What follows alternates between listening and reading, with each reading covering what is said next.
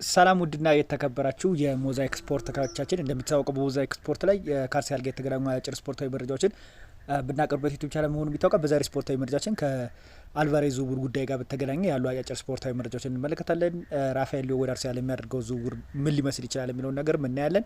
እንደ አጠቃላይ አርሰናል በክረምት የዝውውር መስኮት በክንፍ መስመር ላይ ማንን ለማስፈረም ጥረት ያደርጋል። በተለይ የቪኒሲየስ ጁኒየር ጥረት ካልተሳካ በኋላ አርሰናል ወደ የትኛው ዝውውር ላይ ይሳተፋል የሚለውን ጉዳይ በተመለከተ በዛሬ ስፖርታዊ መረጃችን ላይ የምንመለከተው ጉዳይ ይሆናል። ቪዲዮ ላይክ ማድረግ የናንተ ግዴታም ነው። ሰብስክራይብ ያላደረጋችሁ ደግሞ ሰብስክራይብ ያደረጋችሁ ቤተሰብ መሆን ትችላላችሁ። ከአርሰናል ጋር የተያያዙ መረጃዎችን ለማግኘት ከፈልጋችሁ ሰብስክራይብ ያደረጋችሁ ቤተሰብ መሆን መከታተል ትችላላችሁ። ቅድሚያ ሰጥቼ ሳልፍ ከአልቫሬዝ ዝውውር ጉዳይ ጋር በተገናኘ ይህ ተጫዋች በጣም ለአርሰናል ምን አይነት ግልጋሎትን ይሰጣል? አሁንም ቢሆን እሱ ተጫዋቹ ፍላጎቱ ባርሰዋ መቀላቀል ነው። ግን ማይክል አርቴታ ምን ያህል ተጫዋቹ ላይ ጫና አሳርፎ ወደ አርሰናል እንዲመጣ ማድረግ ይቻላል የሚለውን ነገር በጥቂት እንመለከታል። ሁላን አልቫሬዝ እንደ 9 ቁጥርም በክንፍ ላይም ማጫወት የሚችሉት አይነት ተጫዋች ነው። በአብዛኛው ጊዜ ግን ሰከንድ ስትራይክ ማለትም ሁለተኛ አጥቂ አድርገን እንጫወታለን። ልክ እንደ ካይ ሃቨርትዝ። አርሰናል ደግሞ እዛ ቦታ ላይ አይደለም ችግር ያለበት ክንፍ ቦታ ላይ ነው። ጥራት ያለው ክንፍ ተጫዋች ለማውጣት አርሰናል የክለቡን እድገት ምን ያህል ከፍ እንዳደረገው በቪኒሲየስ ጁኒየር ዝውውር ራሱን ማሳየት ችሏል ብዬ እኔ ሙሉ ለሙሉ መናገር እችላለሁ። ቪኒሲየስ ጁኒየር ዓለማችን ላይ ካሉ አሁን ላይ ክንፍ ቦታ ላይ የሚጫወቱ ተጫዋቾች ውስጥ በጣም ድንቅ ብቃቱን የሚያሳይ ተጫዋች እንደሆነ ይታወቃል። አርሰናል አንድ ሙከራ አድርጎ ነበረ። ሙከራው አልተሳካለትም። ቪኒሲየስ ጁኒየር በሪያል ማድሪድ መቆየቱ ምንም እንኳን አርሰናል ደጋፊዎች ቢያበሳጭም ተጫዋቹ ምን ያህል ጥራት እንዳለው እና የአርሰናል ክለብ ፍላጎት እድገት ምን ያህል እንዳደገ በዚህ ውስጥ መመልከት እንችላለን። የዚህ ተጫዋች ዝውውር ስላልተሳካ አርሰናል ታዲያ በምን አይነት ዝውውር ላይ ራሱን ያሳተፋል? ከዚህ በፊትም አርሰናል የሚፈልጋቸው ተጫዋቾች አሉ። እንደነ ኒኮ ዊሊያም፣ እንደነ ራፋኤል ሊዮ፣ ባርኮላ ያሉ ተጫዋቾችን አርሰናል ይፈልግ ነበረ። ግን ባርኮላን አንድ ማወቅ ያለብን ነገር ከባርኮላ ዝውውር ጉዳይ ጋር በተገናኘ ከ150 ሚሊዮን ዩሮ በላይ በፒኤስጂዎች ከዚህ ተጫዋች ይፈልጋሉ። ያ መሆኑ ነው አርሰናል ተጫዋቹን ለማስፈረም በጣም ከባድ የሚያደርግበት። እንዳጠቃላይ ግን አርሰናል አሁን ላይ ኬናን ይልዲዝን ለማስፈረም ለጁቬንቱስ በጣም ጠቀም ያለ ገንዘብ ለማቅረብ እየተዘጋጀ መሆኑን በጣም ለኢጣሊያን ቅርብ የሆነው ቱቱ ሜርካቶ በትላንትናው ዕለት ይዞት የወጣው መረጃ ይጠቁመናል። ኬናን ይልዲዝን አርሰናል ለማስፈረም በቀጣይ ሳምንታቶች ውስጥ እጅግ ጠንከር ያለ እርምጃ እንደሚሄድም ይጠበቃል። ኬናን ይልዲዝ በጣም ምርጥ የቱርክ ዜግነት ያለው ወጣት እንደሆነ ይታወቃል። ምንም እንኳን ጁቬንቱሶች ተጫዋቹን ለመሸጥ ምንም አይነት ፍላጎት ባያሳዩም አርሰናል ግን የሚያቀርቡት ፕሮፖዛል ለጁቬንቱስ በጣም ራስ ምታት ይሆንባቸዋል ሲባል አሁን ላይ እየተዘገበ ይገኛል።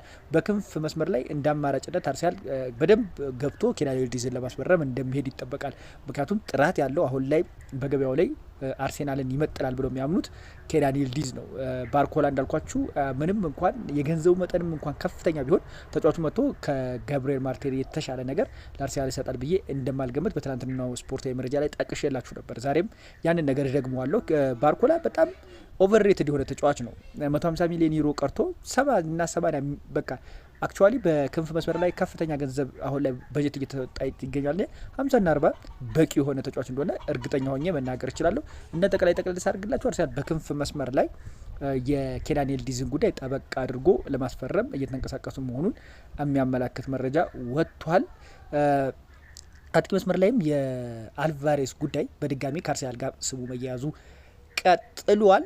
ተከላካይ መስመር ላይ እንለፍና አርሰናል ተከላካይ መስመር ላይ በቀጣይም ተጫዋች ለማስፈረም እንደሚንቀሳቀስ ይጠበቃል። የሆነበት ዋነኛ ምክንያት ደግሞ ተጫዋች በተለይ የዊሊያም ሳሊባ መጎዳት አርሰናል ተከላካይ መስመራቸው ላይ ክፍተት እንደሚፈጥር ይጠበቃል።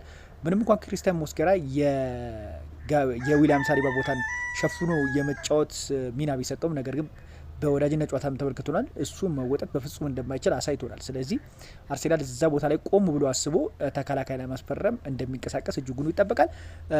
በመሀል መስመር ላይ የብሩኖ ጉማሬሽ ጉዳይን መጨረሱን ተከትሎ አርሰናል የመሀል መስመር ጉዳይ ተቋጭቷል ብለን መናገር ሙሉ ለሙሉ እንችላለን። ጠቅለል ሳደርገው ታዲያ አርሰናል በክንፍ መስመር ላይ የኬናን ይልዲዝን ጉዳይ በድጋሚ ለማጥናት እየተንቀሳቀሱ መሆኑን ተዘግቧል። ከአርሰናል ቤት ሊለቁ ከሚችሉ ተጫዋቾች ጉዳይ ውስጥ አንድ ተጫዋች ልጥቀስላችሁ። እሱም ገብርኤል ሄሱስ ነው።